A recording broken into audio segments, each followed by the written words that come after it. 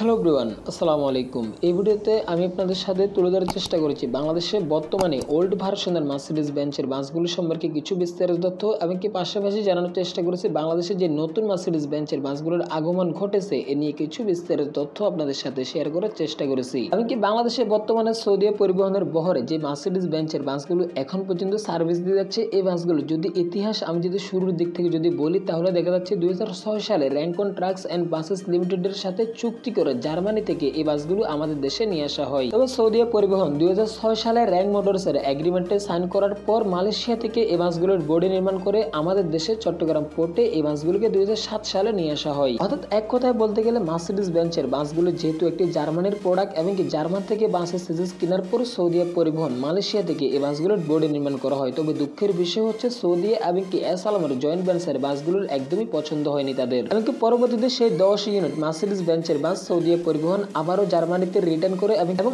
একই বছরে চট্টগ্রামের সৌদি পরিবহন এবং কি এস আলম সার্ভিস জয়েন্ট ভেঞ্চারে আবারও মার্সিডিজ বেঞ্চের বাসগুলো অর্ডার করে এবং কি পরবর্তীতে একসাথে 20 ইউনিট মার্সিডিজ বেঞ্চের বাস আমাদের দেশে সার্ভিস দিয়ে শুরু করে। এবং কি সৌদি পরিবহন প্রথম লটে বাংলাদেশের যে মার্সিডিজ বেঞ্চের বাসগুলো নিয়ে এসেছিল, পরবর্তীতে কিন্তু সেই বাসগুলো বাংলাদেশের টিয়ার ট্রাভেলস এবং কি বাগদাদ এক্সপ্রেসের বহরে সেই মার্সিডিজ বেঞ্চের বাসগুলো পরবর্তীতে সার্ভিস দেওয়া শুরু করে। এবং পরবর্তীতে কিন্তু সৌদি পরিবহন এবং কি এস আলম সার্ভিস জয়েন্ট ভেঞ্চারে আরো 30 ইউনিট একসাথে জার্মানি থেকে মার্সিডিজ বেঞ্চের বাস আমাদের দেশে নিয়ে আসে। সবকিছু মিলিয়ে দক্ষিণবঙ্গের এসপি গোল্ডেন লাইন সহ বিভিন্ন ব্র্যান্ডের বাস কোম্পানি কিন্তু এই বেঞ্চের বাসগুলো দিয়ে সার্ভিস দেওয়া শুরু করে। এমনকি পরবর্তীতে 2008 সাল থেকে 2009 সাল পর্যন্ত কিন্তু বাংলাদেশে মার্সিডিজ বেঞ্চের ব্যাপক পরিমাণে একটা চাহিদা বেড়ে যায়।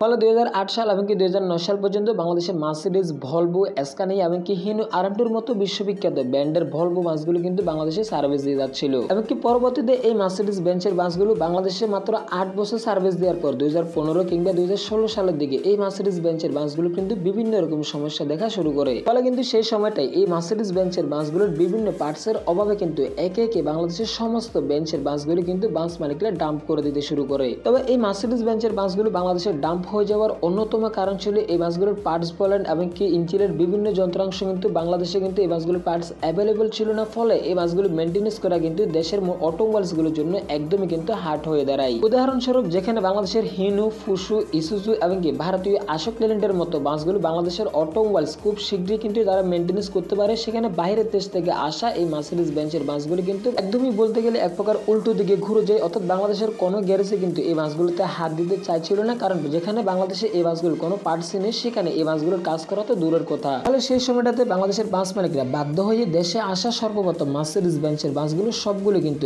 একসাথে ডাম্প করে দেয়। শুধুমাত্র সৌদি পরিবহন এখন পর্যন্ত কয়েকটি বাসের ইঞ্জিন রিপ্লেস করে বাসগুলো দিয়ে এখনো সার্ভিস দিয়ে যাচ্ছে।